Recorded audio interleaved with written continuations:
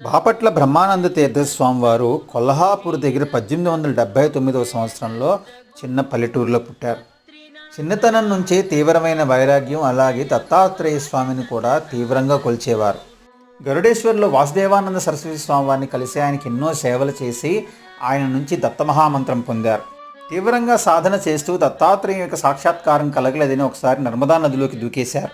అప్పుడు గొప్ప కాంతిపుంజం కనిపించి ఆయన చేపట్టి పక్కకు లాగేసింది.